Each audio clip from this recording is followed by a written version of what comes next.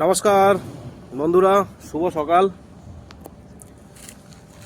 এখন মোটামুটি ধরুন 5টা বাজে, নাইট ডিউটি প্রায় শেষের দিকে। তো কিছু কথা তোমাদের সঙ্গে শেয়ার করার জন্য আজকের আবারও ভিডিও বানাচ্ছি। ন্যাচারালি আমি এত ভিডিও বানাই না, তো বেশ কয়েকদিন সোশ্যাল মিডিয়ার দৌলতে এমন কিছু কিছু জিনিস চোখের মধ্যে পড়লো যে ভিডিও না বানিয়ে থাকতে পারলাম না। গতকালকের ফেসবুক স্ক্রোল করতে করতে হঠাৎই চোখে পড়লো যে রিসেন্ট আমাদের বিহারের ভোট গেছে এবং সেখানে সাধারণ মহিলা যারা দের এডুকেশন লেভেল এবং যাদের বসবাস দারিদ্র্যসীমার নিচে, মানে বিপিএল তালিকার অন্তর্ভুক্ত, তো তাদের মোটামুটি ধরুন ভোটের প্রলোভন দেখিয়ে অ্যাকাউন্টে কারুর 8,000 কারুর 10,000 টাকা দেয় সেখানকার বর্তমান সরকার, যারা এখন ক্ষমতায় এসছে, ক্ষমতায় আসার জন্য প্রতিশ্রুতি দেয় এবং তৎসঙ্গে অনেক টাকা পয়সার ব্যবস্থাও থাকে।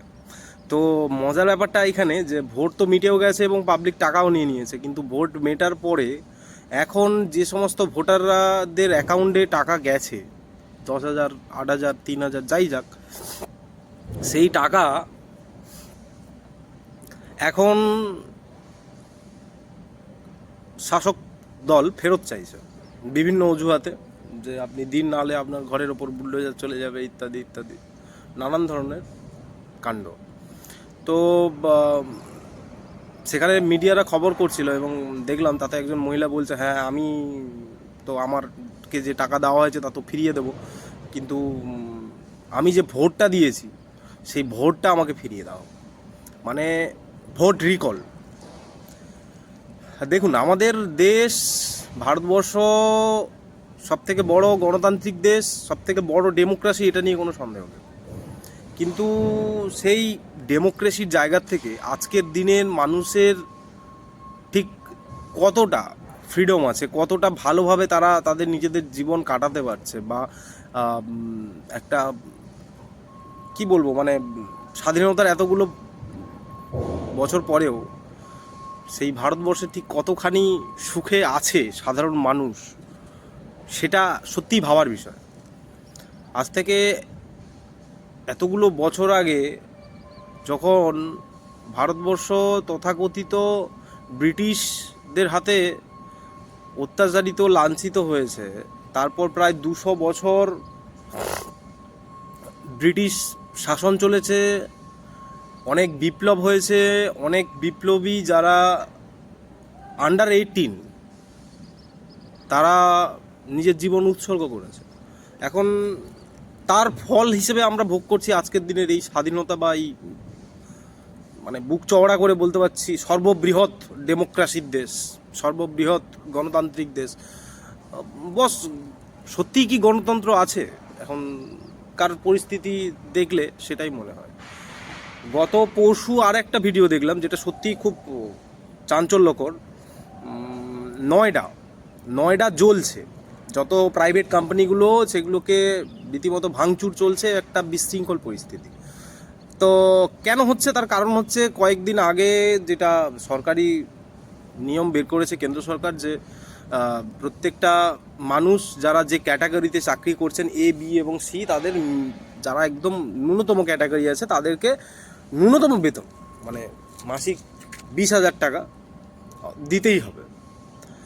তো তারপরেও নয়ডা আইটি সেক্টরের অনেক অনেক কোম্পানি যারা নিজেদের মনমানি করতে থাকে এবং গভর্নমেন্টের রুলস ফলো না করে তাদের সংগঠনে কাজকর্ম চালাতে থাকে, সেখান থেকে এই বিপত্তি শুরু এবং তারপরে এই বিশৃঙ্খল পরিস্থিতি। তো আগামী 23 এবং 29 তারিখ বাংলাতেও ভোট। তো বাংলার এখন মুখ্য দুটোই পার্টি। সিপিএম তো ডুমুরের ফুল হয়ে গেছে, তাকে আর খুঁজে পাওয়া যায় না, দেখাও যায় না। তো এখন আছে তৃণমূল কংগ্রেস আর আম আদমি পার্টি। তা এদের মধ্যে একটা হাড্ডাহাড্ডি লড়াইয়ের সিচুয়েশন তৈরি হয়েছে। কিন্তু মজার ব্যাপার এখানেই যে দুই দলের যথেষ্ট বড় দুটো দল এবং যথেষ্ট প্রতিষ্ঠিত, আমি একবারও বলবো না যে দুজনের সমালোচনা করছি না যে কে ভালো কে খারাপ, আমি ও প্রসঙ্গে যাচ্ছি না। আমি খালি এটুকুই বলছি যে রাজনৈতিক নেতাদের দৃষ্টিভঙ্গি সাধারণ মানুষকে সবসময় মুরগির চোখে দেখে, মুরগি। হ্যাঁ, আমার কথাটা শুনতে খারাপ লাগলেও আপনারা জেনে রাখুন এটাই সত্য যে তারা মুরগি হিসেবে দেখে আমাদের মতো সাধারণ মানুষকে।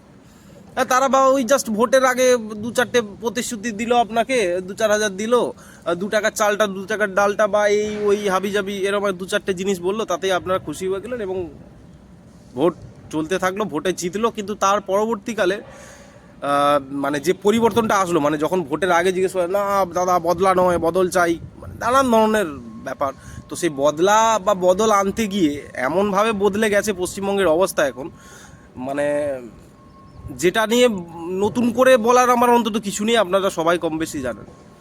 তো এখন কথা হচ্ছে যে কারণটা কি? কারণটা যদি খুব বেশি ভেবে বা তলিয়ে দেখা যায়, এখানে কারণটা একটাই, মানে ধরুন কালকে যারা সিপিএম করতো তারাই আবার এসছে টিএমসিতে, আজকের আবার তারাই যাচ্ছে বিজেপিতে। তাহলে ঘটনাটা কি দাঁড়ালো? ঘটনাটা এই দাঁড়ালো যে রংটা পরিবর্তন হয়ে গেল, কিন্তু মানুষ পরিবর্তন হয়নি। এবার যেহেতু মানুষ পরিবর্তন হয়নি, তাই মানুষের যে ইমোশন, আবেগ বা মানুষ হিসেবে তিনি যেভাবে ব্যক্তি বা ব্যক্তিত্ব, সেটা কিন্তু পরিবর্তন হয়নি। মানুষটা একই থেকে গেছে, তাই তাদের চিন্তা ভাবনাগুলো একই থেকে গেছে, তাদের আদব কায়দাগুলো একই থেকে গেছে। তো সমস্যাটা এটাই। তো পরিবর্তন দেখুন, আমরা মানে অ্যাট লাস্ট আমার এটাই বলার যে সাধারণ মানুষ, সাধারণ জনগণ, আপনারা বারবার নিজেরা মুরগি হওয়ার চেষ্টা করছেন এবং মুরগি নিজেরা আপনারা হচ্ছেন, তার জন্যই আপনাদেরকে মুরগি করা হচ্ছে, এছাড়া অন্য কোনো কারণ নেই। আপনারা নিজেদের মানসিকতা তো পরিবর্তন করতে পারেন, তাহলে কি বদলা বা কি বদলের আশা করছেন, কি বদলানোর কথা বলছেন আপনারা? কারণ আপনারা নিজেদের মানসিকতা তো পরিবর্তন করেননি। অনেক দিন আগে কোনো এক মহান পুরুষ বলে গেছিল যে স্বাধীনতা তো আমি কালকেই এনে দিতে পারি। তো আসল কথা সেটা নয়, আসল কথা এটা তোমরা কি স্বাধীনতা ধরে রাখার যোগ্য বা স্বাধীনতা ধরে রাখতে পারো? এটা স্বামী বিবেকানন্দ অনেক দিন আগে বলেছে। এখন যারা স্বামী বিবেকানন্দকে চেনে না বা তাদের মুখের উপর প্রশ্ন করতে পারে, আমার তাতে মানে কিছু বলার নেই, মানে সে বিষয়ে আমার কিছুই বলার নেই। মানে যদি কেউ বলে আমি স্বামীজিকে মানি না, স্বামীজিকে চিনি না, এখন সে বলতেই পারে। মানে একটা এনলাইটেন পুরুষের উপরে প্রশ্ন করা, সেটা তো মানে বিশাল বড় মূর্খতা। এখন সে মূর্খতার প্রমাণ কেউ দিতে পারে, তাতে আমার কিছু যায় আসে না। কিন্তু কথাটা হচ্ছে যে মানে সেই কথাটা এতগুলো বছর আগে বললেও আজকের সেই কথাটা কতটা সত্যি, সেটা সত্যিই বোঝা যাচ্ছে। তার কারণ একটাই, ধরুন ক্ষুদিরাম বোস যখন মঞ্চে ফাঁসি নিচ্ছিল, তার সামনে গোটা জীবনটা পড়েছিল। একটা তরুণ, তার তরতাজা তরুণ ছেলে, সে কিংসফোর্ডকে হত্যা করে দেশের জন্য একটা কাজ করে কিন্তু নিজের ক্ষতিটা করলো। কিন্তু ক্ষতিটা করে এখন সে যে স্বাধীনতা আমাদেরকে দিয়ে গেছে, আমরা কি তার যোগ্য? সবথেকে বড় প্রশ্ন এটাই। কারণ দেখুন, ওই যে মানুষটা নিজের ভবিষ্যৎ, নিজের সমস্ত কিছু বিসর্জন করে দেশকে স্বাধীন করার জন্য এগিয়ে গেল, তার স্বাধীনতার প্রতিদানটা এসে কোথায় দাঁড়ালো? 2 টাকার চাল, 2 টাকার ডাল, দুর্নীতি, পাহাড় সমান দুর্নীতি। ঠিক আছে, মানে যার কোনো ইয়ে। এবার এটাতে আপনি স্পেসিফিক কাউকে দোষ দিতে পারেন না যে এই তৃণমূল করছে, এই সিপিএম করছে, এই কংগ্রেস করছে। অ্যাকচুয়ালি বিষয়টা সেরকম নয়। এখানে বিষয়টা এরকম দাঁড়িয়ে গেছে যে লঙ্কায় যাবে সেই রাবণ হবে, যে লঙ্কাতে যাবে সেই রাবণ হবে। এবার কথাগুলো কেন বলছি? কারণ পারিপার্শ্বিক দৃষ্টিতে দেখলে তাই দাঁড়াচ্ছে। তাই আজকের মনে হচ্ছে যে স্বামীজি যেটা বলেছিলেন তিনি অত্যন্ত সত্যি কথা বলেছিলেন এবং তিনি অনেক দূর দেখতে পেতেন। আসলে আমরা তো সাধারণ মানুষ, তার মানে তার জায়গাতে অনেক অনেক বেশি তিনি দেখতে পেতেন। তো তার সেই উপলব্ধিটা ছিল যে মানে আমরা কত বড়, মানে যে একটা কথা আছে না, মানে বংশের কুলাঙ্গার বলে আমাদের গ্রামে একটা কথা আছে, বংশের কুলাঙ্গার।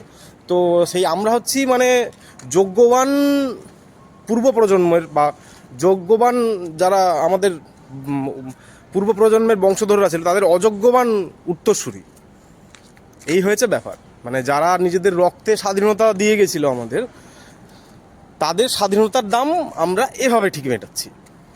আমাদের দেশের প্রতি আমাদের কন্ট্রিবিউশন, আমাদের সমস্ত কিছু এথিক্স থেকে শুরু করে যাবতীয় যা কিছু মানুষ হিসেবে মানে পরিচয় দেওয়ার জন্য যে মান আর হুঁশটুকু না সেটুকুও বিসর্জন দিতে বসে গেছি। তো এই হচ্ছে আমাদের স্বাধীনতা, এই হচ্ছে আমাদের মূল্যবোধ। এই নিয়ে আমরা রাজনীতি করি, এই নিয়ে আমরা সংগ্রাম করি, এই নিয়ে আমরা দেশের জন্য বিশাল ভাবি এবং সত্যি মানে এটা একটা খুব ভাবার বিষয়। তো যাই হোক, একটা মানুষ ছিলেন এই ভবানীপুর, আজকে যে ভবানীপুর নিয়ে এত কথা হচ্ছে, আজকে যে ভবানীপুরে এত হাই ভোল্টেজ চলছে না, তো এই ভবানীপুরে একটা মানুষ ছিলেন যে মানুষটা একসময় সারা দেশের নেতৃত্ব দিয়েছেন, যে মানুষটাকে একটা মানে দ্বিতীয় বিশ্বযুদ্ধ চলাকালীন সে সময়কার 11টা দেশ মিলে মান্যতা দিয়েছিল, মানে পরাধীন ভারতবর্ষের প্রথম যদি প্রধানমন্ত্রী বলে কাউকে সম্বোধন করা হয়। আশা করি বুঝতে পারছেন কার কথা বলছি। মানুষটা বাড়িই ফেরেনি দাদা, তারও বউ ছিল, তারও বাচ্চা ছিল, তিনি অনেক ব্রিলিয়েন্ট ছিলেন। তার আইএএস, তখনকার দিনে আইসিএসসি পরীক্ষা, মানে আজকের দিনের যেটা আইএএস আইপিএস হওয়ার জন্য ইউপিএসসি পরীক্ষা দিচ্ছে না, তো ঠিক অনেকটা ওই রকম।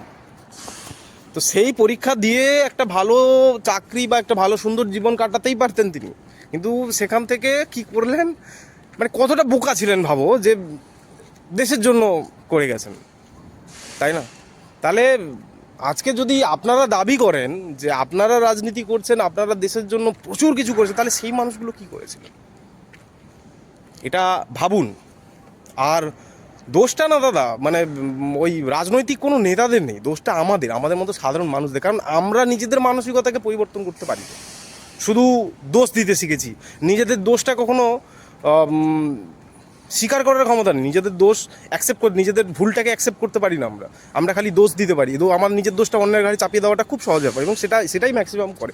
আমরা যতদিন না আমাদের নিজেদের মানসিকতা পরিবর্তন করতে পারছি, ততদিন পর্যন্ত বাংলার উন্নতি তথা আমাদের এই ভারতবর্ষের উন্নতি সম্ভব না।